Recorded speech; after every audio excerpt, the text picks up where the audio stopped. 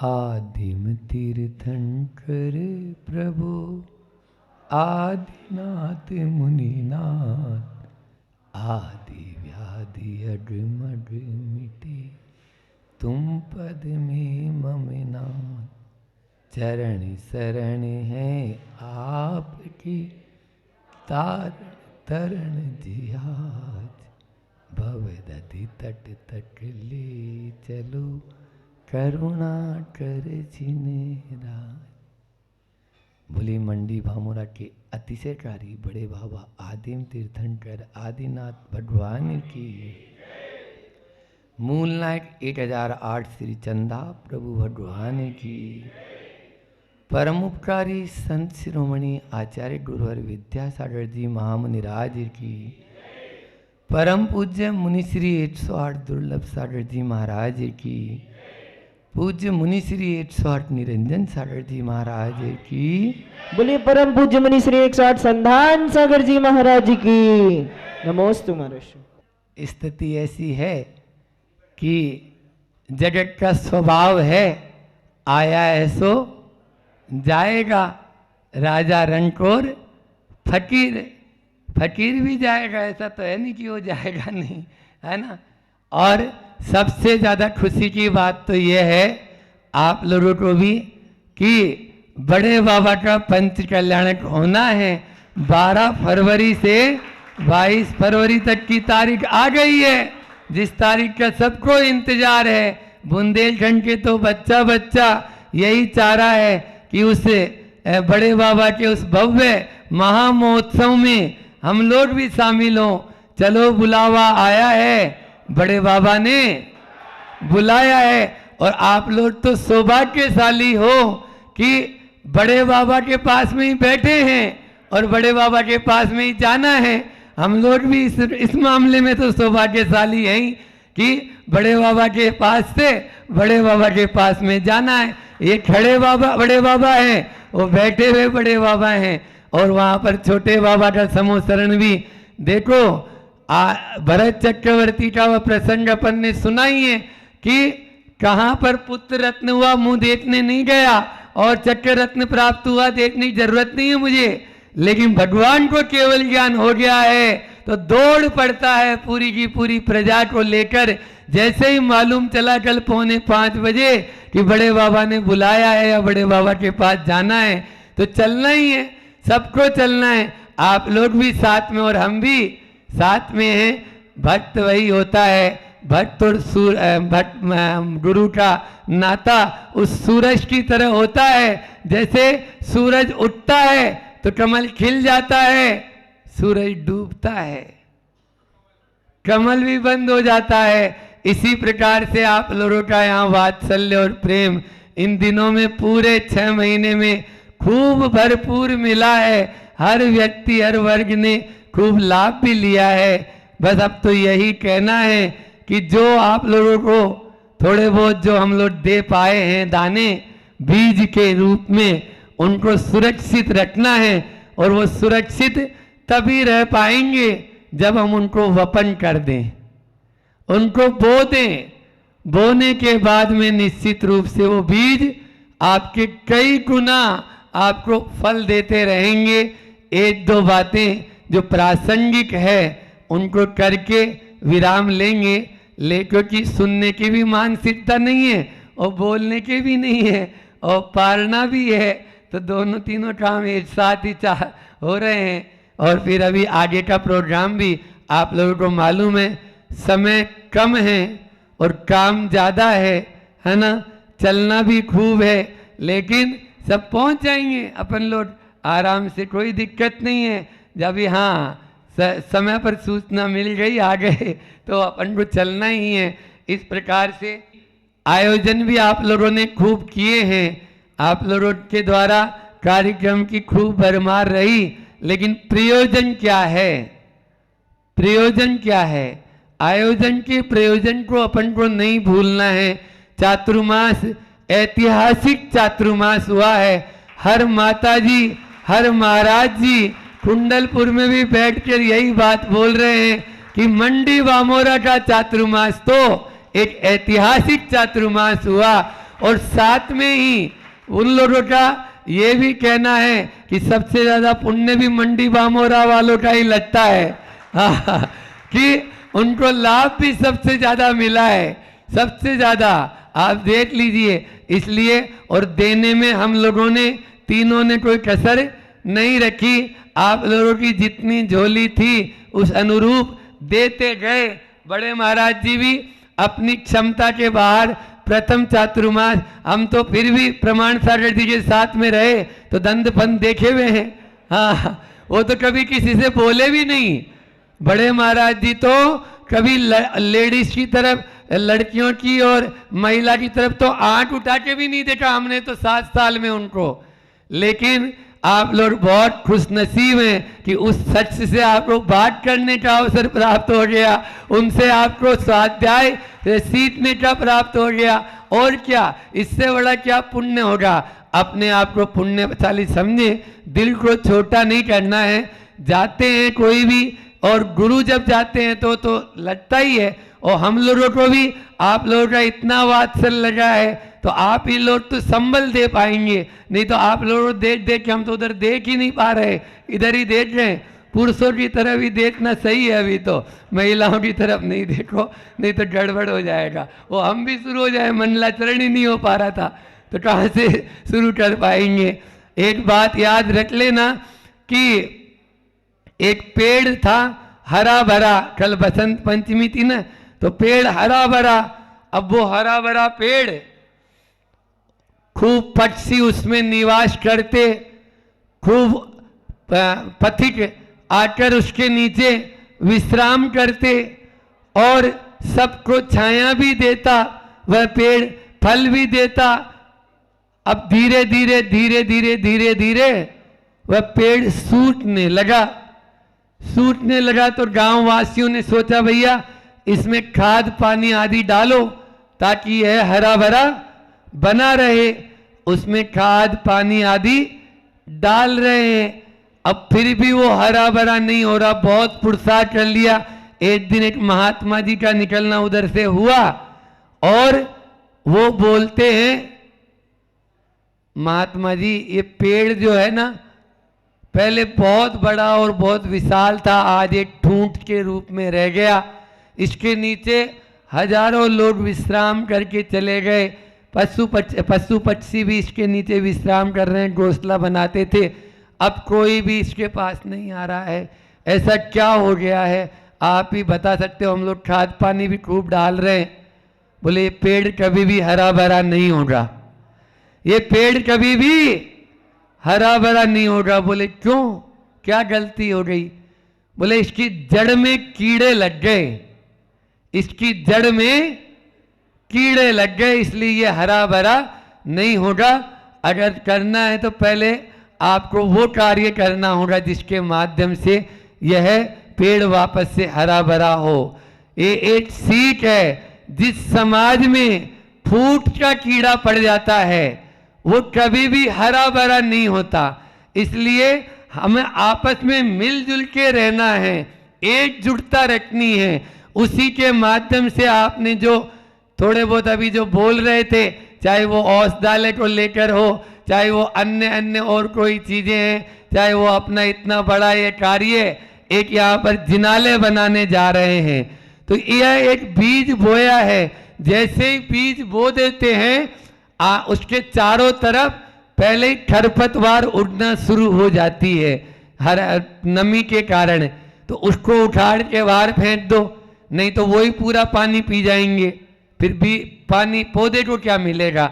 दूसरा, पौधा थोड़ा बड़ा होता है तो उसके चारों तरफ बैरिकेड लगा दो, बाड़ी लगा दो, नहीं तो गाय भैंस आएंगे और खा जाएंगे उसको।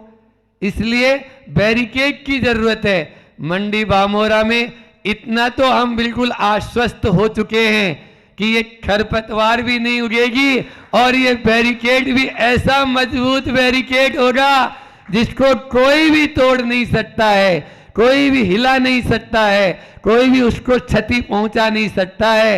और जो पौधा है वो धीरे धीरे धीरे धीरे गगनचुंबी उसे जिनाले के रूप में वह खड़ा हो जाएगा, जिसपे वह कलसा और वह ध्वजा लहराती हुई नजर आएगी।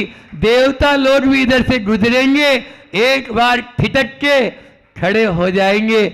नहीं, यहाँ क्या है? अच्छा, यहाँ जिनालय है। और एक बात ध्यान में रख लेना, किसी के बोलने से अतिशय क्षेत्र घोषित नहीं होता है। मंडी बामरा तो अतिशय क्षेत्र था, है और रहेगा।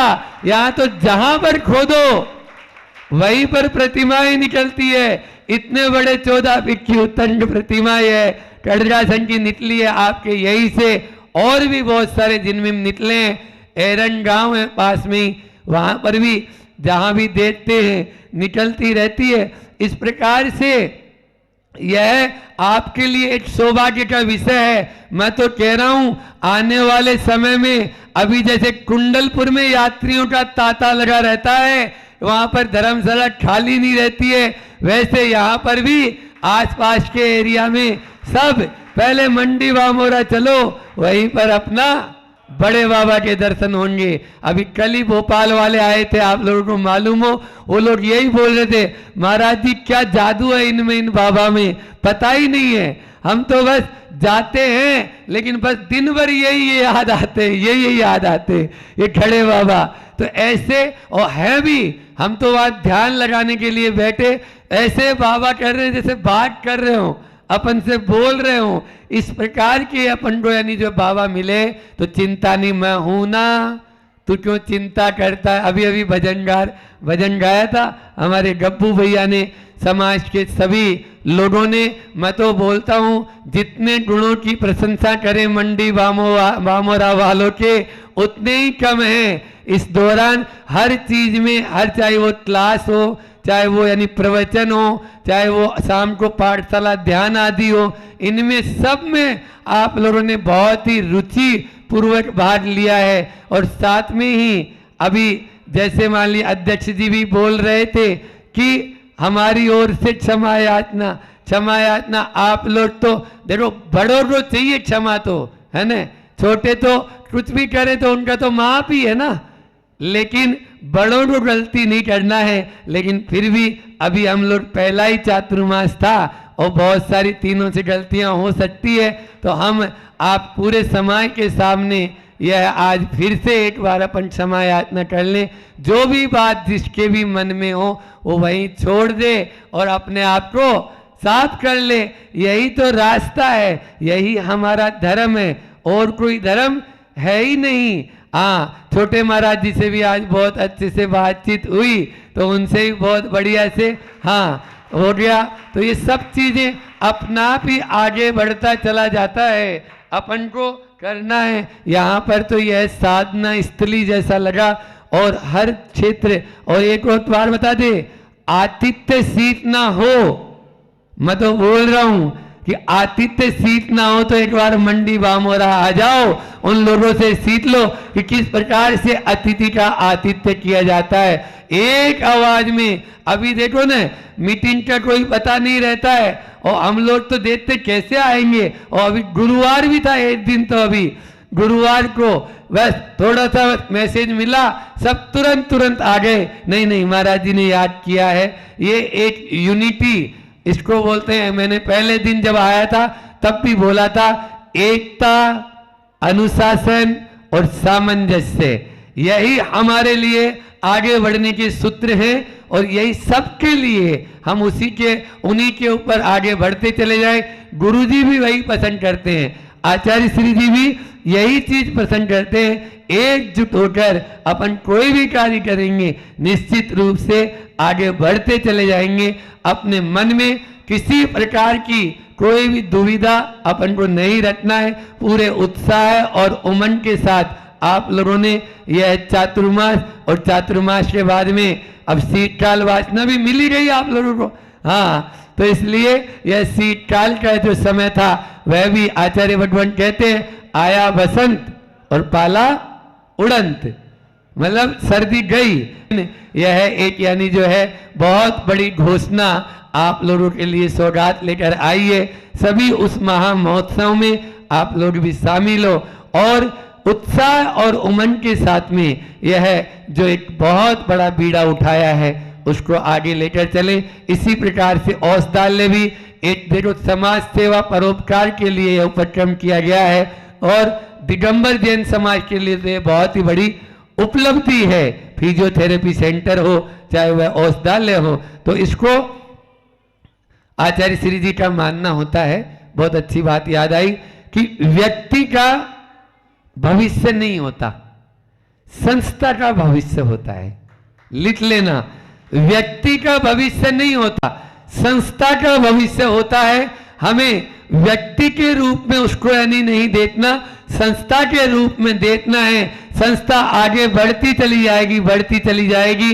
वर्णी जी के गुरुकुल जितने खुले थे उन गुरुकुलों में व्यक्ति विशेष के प्रति रह गया, इसलिए फिर वो आगे उतने तरक्की नहीं तो बड़े बड़े गुरुकुल जिसमें हजार हजार, दो दो, तीन तीन, चार चार हजार बच्चे पढ़ते थे, लेकिन आज वो नहीं रह पाए। इसलिए नहीं रह पाए क्योंकि वो व्यक्ति विशेष से हो जाता है। इसलिए अपन को संस्था दिगंबर जैन समाज मंडी बामोरा आपका एक है और उसको एकजुटता रखनी है। चाहे वो गौशाला हो, चाहे वो आपका औषधालय हो, चाहे ये मंदिर जी का निर्माण समिति हो, सब उसी के ही ये तो शाखा है, प्रशाखाएं बढ़ती चली जाती है। हमारी भावना तो ये भी थी कि विद्यालय जो था, जो क्षमा सागर जी महाराज की भावना थी, तो उसको भी अपन को पुनः चालू करना है, वो भी अपन को बीड़ा बनाना है। विद्यालय के माध्यम से भी कितना सारा आप पुण्य लूट रहे थे, लेकिन वो वंचना रह गए, अपन वंचित रह गए। वो भी धीरे धीरे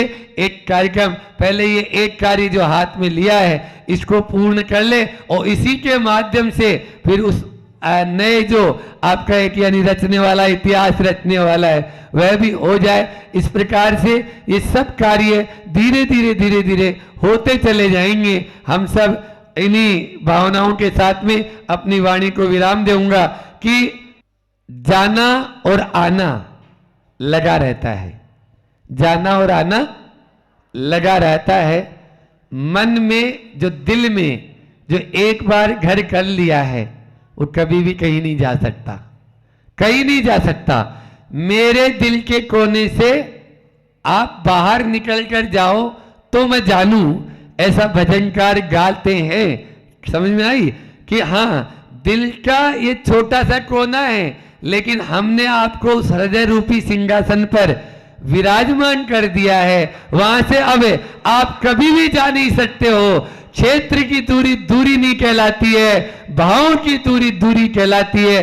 भावों से आप मंडी बामोरा के एक एक व्यक्ति, चाहे वो महिला वर्ग हो, चाहे वो बालिका वर्ग हो, चाहे वो बच्चे, छोटे छोटे बच्चे पाठशाला में भी खूब लाभ लिए, और चाहे पुरुष वर्ग हो, है ना, ये सभी के दिल इतने साफ हैं और नेक हैं। इसलिए कहीं पर कोई आना जाना तो अब ये तो लगा ही रहता है, इसलिए अन्यथा न ले और इतना ही रखते हैं। बाकी आप लोग सब ये जितनी भी बातें हुई है उनको आप लोग अबोध बालक समझकर हम तीनों लोगों को अभी क्षमा याचना करेंगे।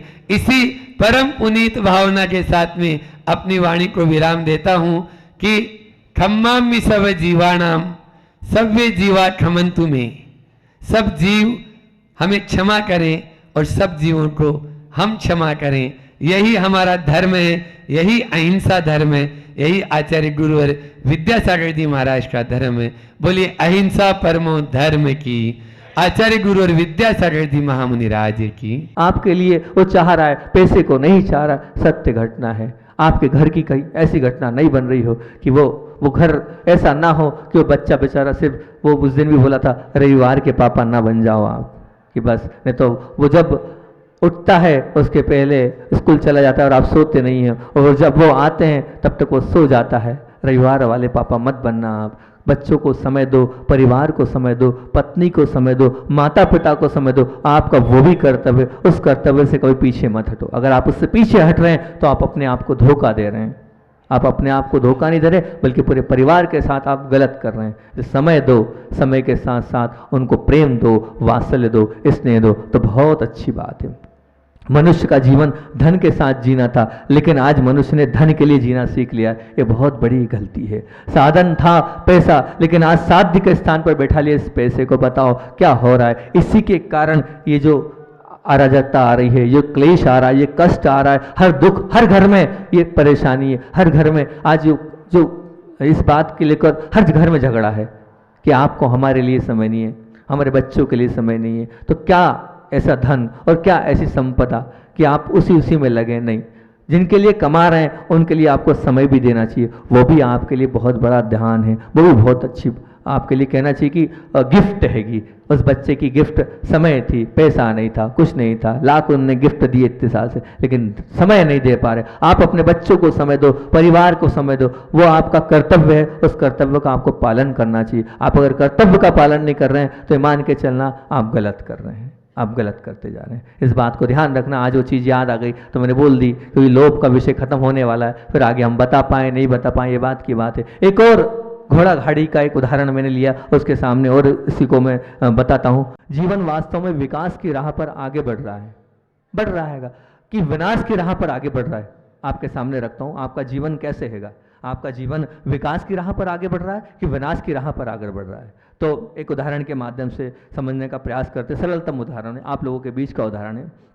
यदि तुम्हें स्थगन जो स्थगनशील मतलब जो स्थित रहने वाले पदार्थों के ऊपर तुम्हारा अगर विश्वास ज़्यादा है, उनके साथ ही रहने की इच्छा है, उन्हीं के पीछे में तुम्हारी चाहत है, वही रहने की इच्छा है, तो मान के चलना तो विनाश के मार्ग पर आगे बढ़ रहे हो। और अगर तुम्हारा विकासशील पदार्थों के पास खड़े रहने की इच्छा है, उनसे मिलने की इच्छा है, उनके साथ अपना समय बिताने की इच्छा है, तो मान के चलना तो विकास के मार्ग। महाराज ये स्थगनशील क्या होता है और ये विकासशील क्या होता है, ये तो बताओ, तब तो हम समझेंगे आपकी बात। बहुत अच्छी बात। स्थगनशील से मतलब ये बंगला, फर्नीचर, गाड़ी, ये जितनी जो स्थित जिनमें जीव कुछ है नहीं, जो आगे बढ़ नहीं सकता, ये कभी भी कैमरा जितना लगा है सामने इतना ही रहेगा, कभी बढ़ेगा का? ये स्थायी है, ये अपने जीवन में स्थिरता को लिए हुए कैमरा है, कभी कैमरा बढ़ने नहीं वाला है, कभी आगे नहीं बढ़ना। विकासशील किसे कहेंगे? विकासशील है एक पेड़ है, एक पौधा है, एक कहना चाहिए कि त्रियंश प्राणी है, एक कुत्ता है, एक बिल्ली है, घोड़ा है, गधा है, कोई भी जो बढ़ रहा है, एक बच्चा है जो बढ़ रहा है, वो विकासशील है। अब आपका झुकाव किस ओर ज्यादा है, विकासशील पर या स्थगनशील पर? जो स्थिर है उन पर, ये जो विकास कर रहा है उन पर। तो एक घोड़ा गाड़ी का उदाहरण लिया। घोड़ा गाड़ी आखिर है क्या? घोड़ा गाड़ी मतलब जो रथ होते हैं ना, जिसमें आगे घोड़ा लगता है, पीछे में गाड़ी लगती है। विकासशील और स्थगनशील पदार्थों का सम्मिश्रण है वो। तो सम्मिश्रण है वो, आगे घोड़ा है और पीछे गाड़ी है, तो दोनों हो गए इसमें, तो विकासशील भी हो गया और स्थगनशील भी हो गए, दोनों चीज वहां पर है। तो वो गाड़ी में स्थगनशील पदार्थ भी है और विकासशील पदार्थ भी, दोनों जुड़े हुए हैं। ये घोड़ा गाड़ी हमें एक सीख दे रही है। क्या सीख दे रही है? दोस्त, तुम्हारा पूरा जीवन व्यवस्थाओं में मुझे अगर तुमने मद्देनजर रखा तो बहुत अच्छा हुआ। क्या? जैसे मेरे आगे क्या लगा है? जीव तत्व, मतलब जीव तत्व आगे और जड़ तत्व उसके पीछे। जीव तत्व आगे और जड़ तत्व उसके पीछे। बस इससे अगर तुमने उल्टा किया तो तुम्हारा जीवन व्यर्थ हो जाएगा, अस्त व्यस्त हो जाएगा। तुम्हारे जीवन में पहले जीव तत्व होना चाहिए और बाद में जड़ तत्व होना चाहिए। तुम्हारे जीवन में पहले जीव तत्व होना चाहिए, बाद में जड़ तत्व होना चाहिए। लेकिन आपके जीवन में क्या हो रहा है? वो जड़ तत्व पैसा आगे आ गया है और जीव तत्व पीछे चला गया है। वो घोड़ा गाड़ी कह रही है, मैं आज इसलिए आगे बढ़ पा रही हूँ, इसलिए ऊंचे स्थान पर पहुंच पा रही हूँ, मैं यहां से वहां इसलिए जा पा रही हूँ कि मेरे आगे जीव तत्व है और पीछे जड़ तत्व लगा है। और आपने क्या कर रखा है? आप अगर आगे बढ़ना चाहते हो, मुझ जैसे अगर हर मंजिल पे पहुंचना चाहते हो, तो आपके अंदर भी क्या होना चाहिए? आपके आगे लगना चाहिए जीव तत्व और बाद में लगना चाहिए जड़ तत्व। मान लिया पैसा जरूरी है, लेकिन पहले जीव तत्व जरूरी है और बाद में जड़ तत्व जरूरी है, तब जाके आप मंजिल पर पहुंच पाओगे। तो अगर आपको मंजिल में पहुंचना है तो मेरे जैसे बनना पड़ेगा। वो घोड़ा गाड़ी वो कह रही है, वो रथ कह रहा है आपसे, आप मेरे जैसे बनो। आप आगे जीव तत्व को रखो और पीछे जड़ तत्व को रखोगे तो बहुत अच्छी बात है, बहुत आगे आप बढ़ जाओगे। अगर अपने आप के जीवन को अस्त व्यस्त नहीं बनाना चाहते हो तो आप इस प्रकार से करोगे तो आपका जीवन अस्त व्यस्त नहीं बनेगा, बिल्कुल नहीं बनेगा। और तो अगर ऐसा लगता है कि नहीं पैसा ही सब कुछ है, तो उसके विषय में और बोलता हूँ। हमेशा पैसे मांगने वालों से कौन तंग नहीं आता? सब तंग आ जाते हैं। मतलब तुम किसी से सलाह मांगो तो वो फ्री में दे देगा, खुशी खुशी दे देगा।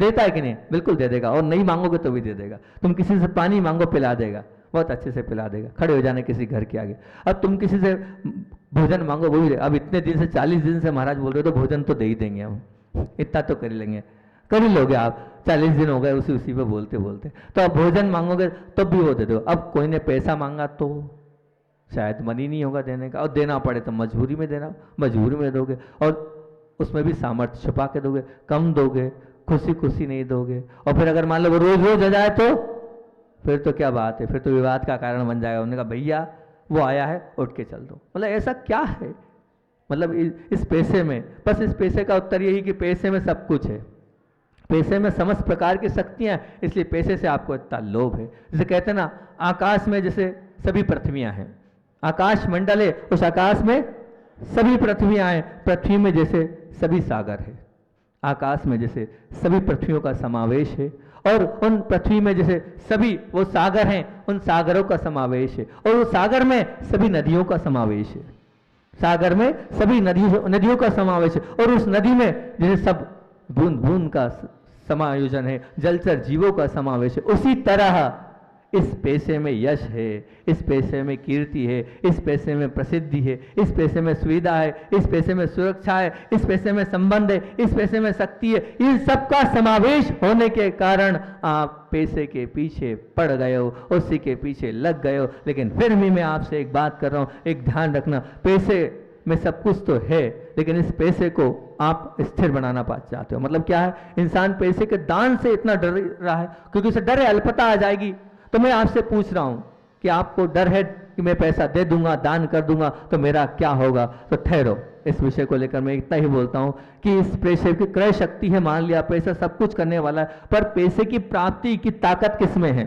पहला प्रश्न, पैसे की प्राप्ति की ताकत किसमें? पहला प्रश्न। और प्राप्त पैसे को सुरक्षा की ताकत किसमें? दूसरा प्रश्न।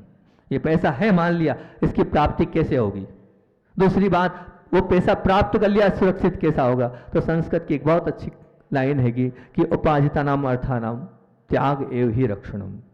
मतलब पैसे का सदव्यय किया, यही आने वाले पैसे को प्राप्त कराने वाला कारण है। आपने सदव्यय किया, यही एकमात्र आपका कारण है, और प्राप्ति का उपाय भी यही है, और सुरक्षा का उपाय यही है। अगर आपने उसका सदव्यय किया तो, अर्थात अगर आपने जहां सदुपयोग नहीं किया तो कोई ना तो आप उसको, उस पैसे को रक्षित कर पाओगे, संरक्षित कर पाओगे, और नहीं उसको आप अपने साथ ले जा पाओगे। तो ध्यान रखना, बहुत अच्छी बात है, आप लगे हो लेकिन उसको समीचीन स्थान पर ले जाओगे तो ध्यान रखना, वो आपका जो पैसा है, वो आपका पैसा आपको आगे बढ़ा जाएगा। पर्याप्त प्रमाण में पैसा अगर है तो उसको सदव्यय करो खुशी खुशी के साथ, तभी आप अल्प मात्रा में, और नहीं हो तो कोई दिक्कत नहीं है, मैं मना नहीं कर रहा हूं, जितनी चादर उतना पैर फैलाओ, लेकिन है तो पीछे मत हटो, नहीं तो आप पीछे हट रहे हो तो आप अपने आप को भी धोखा दे रहे हो, और आगे आने वाले उसके लिए भी आप कह रहे हो। अभी परसों पंत आचार्य श्री ने एक बात बोली, वो और बोल देता हूं,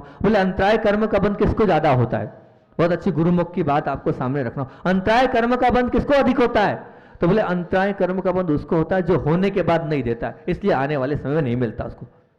अंतराय कर्म किसको बनता है? आज गरीब क्यों है? इसलिए गरीब है कि उसने अंतराय बांधा था, क्योंकि आने वाले समय में देना, मतलब उस आने वाले समय नहीं मिलेगा। क्यों? आज देना था, आज दिया नहीं, और देने वाले को नहीं दिया, अंतराय कर्म का बंद कर लिया, और हमेशा कहते रहा नहीं है नहीं है नहीं है, नहीं करता रहा, आगे उसको इसीलिए नहीं मिलेगा। ध्यान रखना, जिसके जीवन में नहीं है उसको आगे कभी नहीं मिलेगा। लिख के रख लेना ये बात को, आज आप नहीं कर रहे हो, कल आपको नहीं मिलेगा, और आप हाँ कर रहे हो, आपको 100 गुना मिलेगा।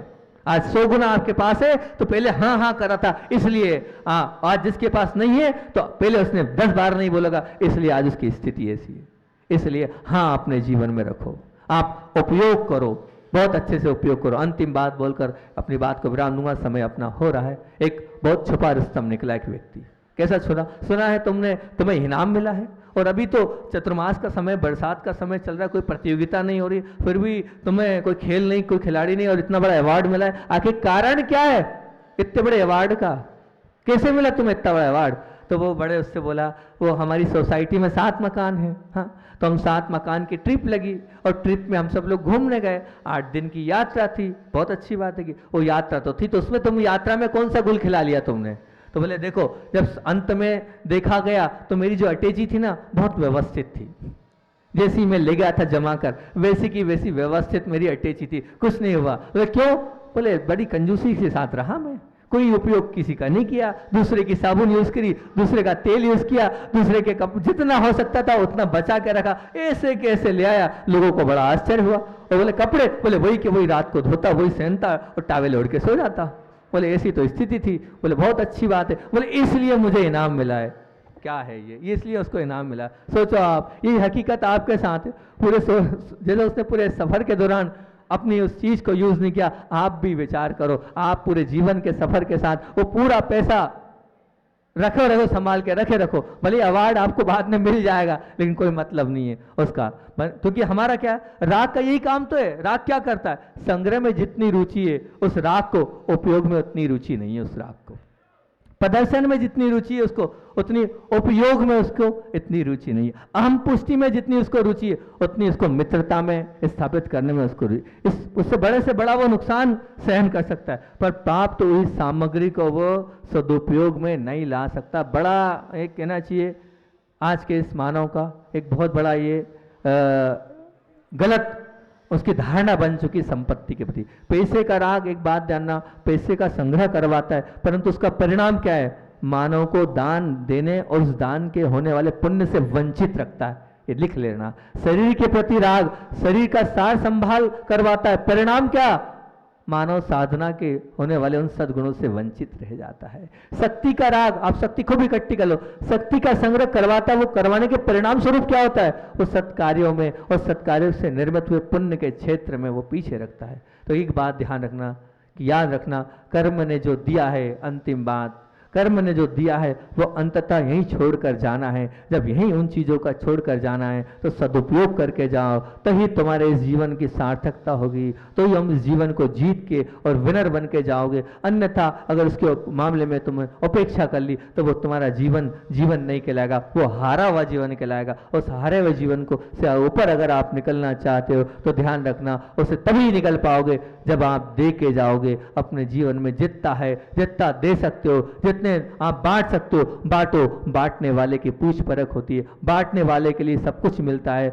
रखने वाले के लिए कुछ नहीं मिलता है। आप अपने जीवन में रखना छोड़ो, बांटना सीखो। जो बांटोगे उससे डबल तिबल मिलेगा। ध्यान रखना इस बात को, उस घोड़े गाड़ी वाली बात को रखना। उसने जीव तत्व को आगे रखा और जड़ तत्व को पीछे रखा। अपने जीवन में जीव तत्व को आप हमेशा आगे बढ़ाकर रखना। और अगर वो प्यार का काल चूक गया तो ध्यान रखना, वो क्या बोली थी मैंने, लव का काल चूक जाने से लाइफ का एंजॉय गवा बैठते हैं। वो बच्चे का उदाहरण आप याद रखना, वो बच्चा किस प्रकार से रो रहा है, कहीं आपके साथ तो वैसी परिस्थिति नहीं बन रही है। और ध्यान रखना, प्रेम ने एक ही काम किया है, जितना लिया है उससे दुगना दिया है। आप भी अगर अपने जीवन में ऐसे रहोगे तो बहुत अच्छी बात है। और कोई लोग उसे पहचानते हैं उसमें, या कई लोग उसे चाहते हैं उसमें ज़्यादा अच्छा है। नहीं, आपका जीवन पहचानने में नहीं, आपका जीवन चाहने में हो तो बहुत अच्छी बात है। आपका हृदय प्रेम से लबालब भरे रहे तो बहुत अच्छी बात है। इतनी बात को रखते हैं, समय अपना ज़्यादा हो गया। अच्छा, इसरी का अपन कल देख लेंगे। इतने रखते हैं, बोधि समाधि परिणाम शुद्धि सात मूल बुद्धि शिव सुख सिद्धि चिंतामणि चिंतित वस्वानि तम वंद मानस। आत्म के अहित विषय कषाय, और विषय कषाय के ऊपर अपन ने लोप पर लगातार एक बहुत लंबी श्रृंखला खेली हैगी 40 दिन की। 40 दिन तक लगातार आप लोगों ने एक ही विषय को अलग अलग बिंदुओं से, अलग अलग पक्षों को लेकर, अलग अलग धारणाओं पर हमने आपसे उन 40 बिंदुओं पर चर्चा, 40 प्रवचनों पर एक ही बिंदु पर चर्चा करी। कितना अच्छा लगा ये तो आप जाने। हमने अपना काम किया, जितना हो सकता था उतना हमने पूरा देने का प्रयास भी किया। और अब लोभ कम हुआ कि बढ़ा, ये तो आपका स्वयं का खुद का परीक्षण आप स्वयं करें कि महाराज जी की 40 दिन की हमने वाणी सुनी है, उसमें कितना हमारे अंदर कम हुआ, कितना हमारा विकास हुआ और लोभ समाप्त हुआ। तो भाव ये थे कि एक बार फिर से पुनः उन सब बिंदुओं में विशेष विशेष कुछ बिंदुओं को एक बार बता दी जाए तो और अच्छा रहेगा। क्योंकि देखो, अच्छी बात को हम जितना सुनेंगे, जितनी बार सुनेंगे उतना अच्छा होता है। और पहले भी कहा था कि आचार्य श्री जी कहते हैं, ज्ञान सागर जी महाराज जी कहते थे, बहुत नहीं पढ़ो, बहुत बार पढ़ो।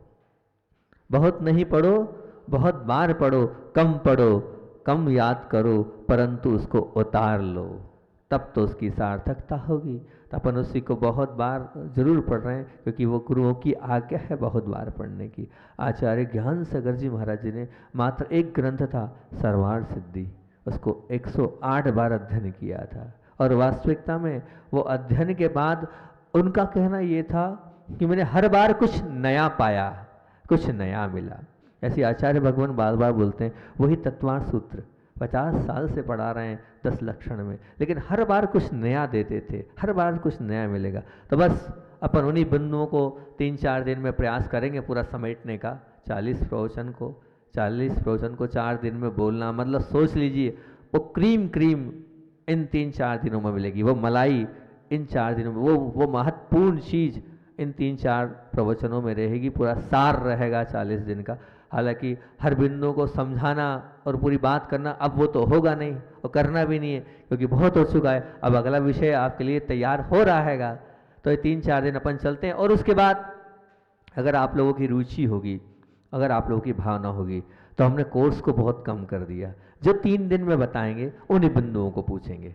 पिछली बार तो क्या हमारा था, कहीं से भी कुछ भी पूछ रहे थे हम, लेकिन इस बार हम ये कि जो हम विशेष बिंदु बता रहे हैं, एक प्रवचन के 3, 2, 4 या 5 जितने जिस प्रवचन के बिंदु होंगे उनको हम बताएंगे सूत्रात्मक रूप से। उन्हीं को आज वाले, कल वाले, परसों 3-4 दिन के उन्हीं बिंदुओं को हम आपसे पूछेंगे। देखो, पूछ इसलिए रहे हैं कि आप पूरी जागृति से सुनो और उसको लिखो, और जब लिखोगे, सुनोगे और याद करने का विकल्प होगा तो निश्चित तौर से, मतलब पूछने का और बताने का विकल्प होगा तो निश्चित तौर से आप याद करोगे। ये भाव हैं, इन्हीं भावों को लेकर अपन सबसे पहले चलते हैं। दान का प्रकरण अपन ने चालू किया था और पहला प्रवचन अपना प्रारंभ हुआ था, और उसमें शुरुआत हमने करी थी दान से। क्या कहा था?